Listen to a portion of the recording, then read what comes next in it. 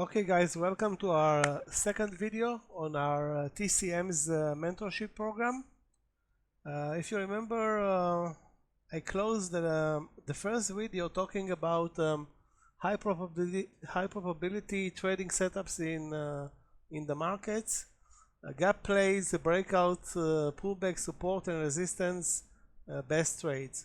Now, support and resistance based trades, it's basically where a day trader can find its easiest, most reliable type of trades. I'm just pointing to this setup here. Let me do it here. This setup here in AI, anywhere between 29.15 to 20 to 29, and this setup holds on for about half an hour. Is this setup a long play, or is this setup a no play, or is this setup, as it eventually traded, a short play? So if you're willing to risk here on the downside 15 cents and you end up making more than $1, is it a good trade? But is it really a good trade to short AI, which is up 9 or 10% at that time, and why not long AI over the highs of this consolidation?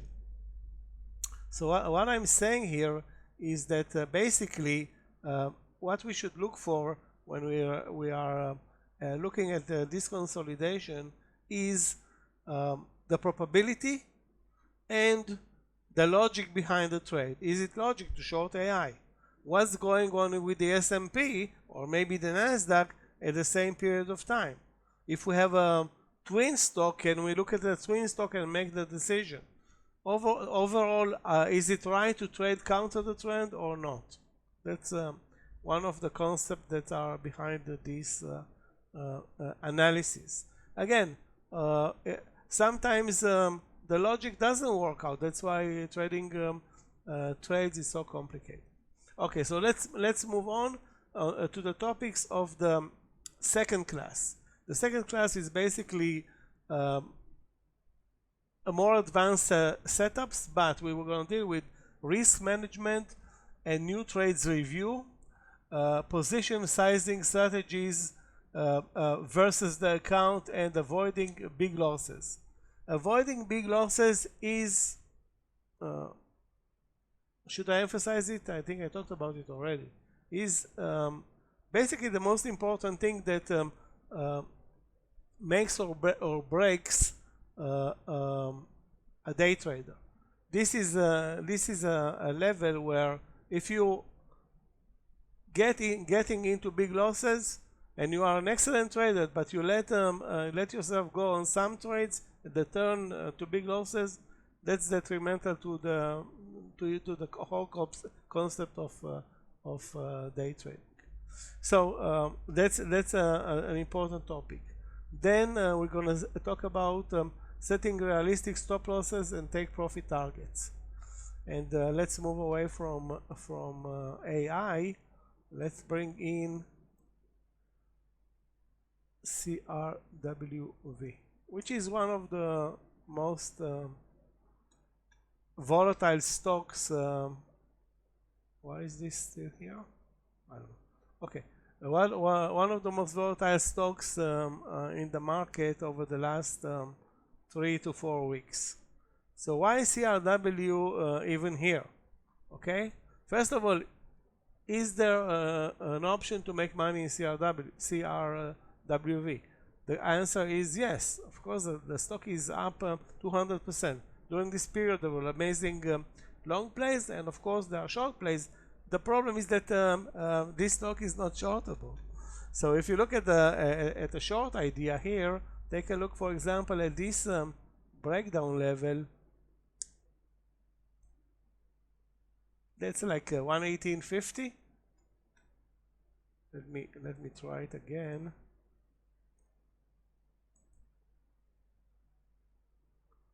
And this breakdown level, give or take, I mean, the numbers are not really that important. But if we look at the chart here at 118.50, okay, is this assuming there are shorts available in CRWV, which is of course 2-month or 2.5-month IPO or something like that. So is this short here that yielded a move from 118 to 105, risking $1.50, a good trade? In retrospect, of course it is a good trade. Why? Because the risk was $1.50, which is less than 1% on this trade, and the target, well, everybody wishes to be in a trade like this once a week, and you don't need to work the rest of the week. So that's an amazing move. However, okay, are you able to take the risk here? The risk being 1%. 1% on your position, actually it's more than 1%, maybe 1.5% here. Okay, so that's basically the discussion. Can you deal with the slippage? And again, I'm again assuming that this stock is shortable, which is not, but let's say it was, for the sake of argument. So is this short 118.50 logic trade? Really? I mean, you see the outcome, but if you look at the daily, maybe there are other factors. Okay, that's being able to trade take such a trade and take it the distance is basically the business of a day trader. Okay, let's move on. Our next topic: managing risk-reward ratios with discipline. So, if the risk is $1.50, in this case, what is a reasonable target? Is a reasonable target $3 2 to 1, or $7, or there are other ways where you can think about managing, or in some cases not managing a trade. So in some cases not managing a trade can be the best outcome. This is the case of this type of a trade. Okay, I mean, how many are looking at CRWV and thinking, okay, the target is what? Lows of the day, lows of the week, lows of the month. What's going on here? How come this stock is moving down so much? It ended up, I think, yesterday down like 7% or 8% after being up, I think 10% or something like that.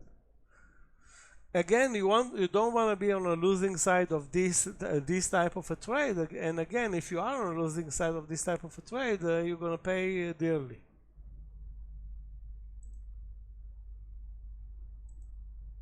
Okay, so we talked about managing risk and reward. We talked about slippage risk and execution in volatile stocks such as this one. Common psychology pitfalls, revenge trading and overtrading. That's something that it's relatively easy to overcome. And of course, talking about a plan. A plan is the first step and the last step when taking a trade. You have to have a plan with a clear up to the cent entry point. That's the topic. One of the topics of this mentorship program is you don't take a trade if the entry is 100, you don't enter at 125. You stay, and if you miss on the trade, so be it. But there are ways, very easy way to not to miss on a trade. There's no reason to miss on a trade, even with some slippage.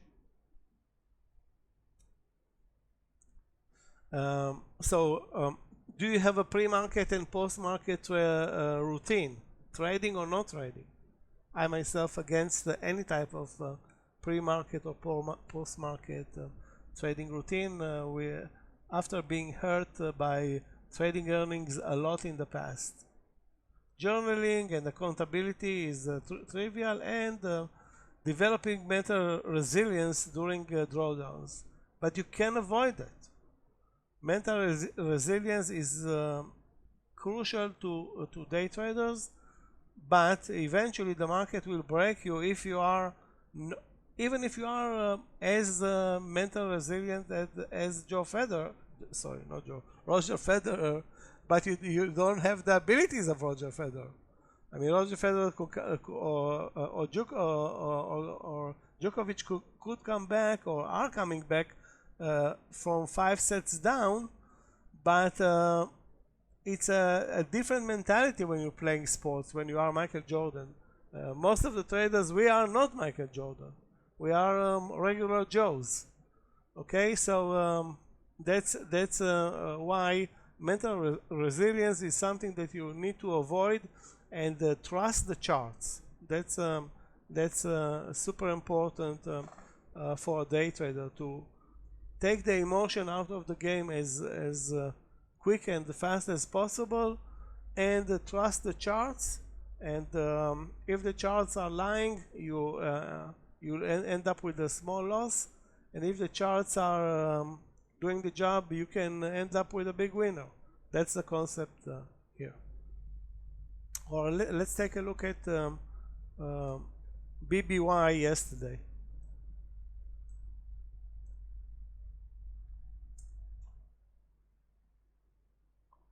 Okay, BBY does exist.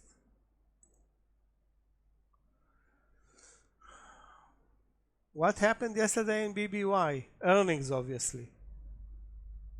Huge gap down, and then some continuation to the downside, and then a reversal, and then another leg down, and then another reversal. How, where, and if you want to trade this type of chart, how do you do it? What are the benefits of trading BBY? Or maybe there aren't any benefits, and you have to guess, is it going up or is it going down? And if you're changing directions 5 times per day versus a stock that's changing direction twice per day, why won't you prefer trading a stock that changes direction less than another one that doesn't have any clear direction for hours and can reverse very, very fast, and you end up maybe making profits and then losing them, and you don't know what's going on, basically. I'm just looking at the chart of BBY, and I think it's other than the morning session, it's a complicated chart, because the move to the VWAP, which was the move to okay, I'll bring it down.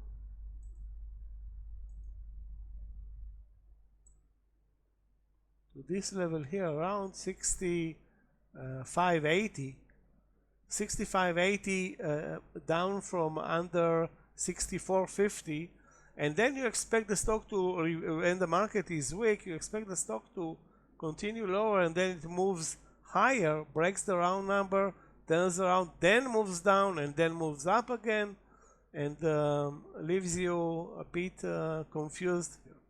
So you want to try to avoid, and again, if you're losing, so be it. You can lose on any trade, even the easiest of trades, but you cannot lose big.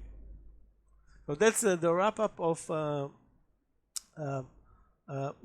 the second class, hours 3 and 4, and I will come back with a new video, the last video for hours 5 and 6, and yeah, that will be it. I think I kind of overshooting with my time, but hope you excuse me on that. Thank you, and see you in our next video.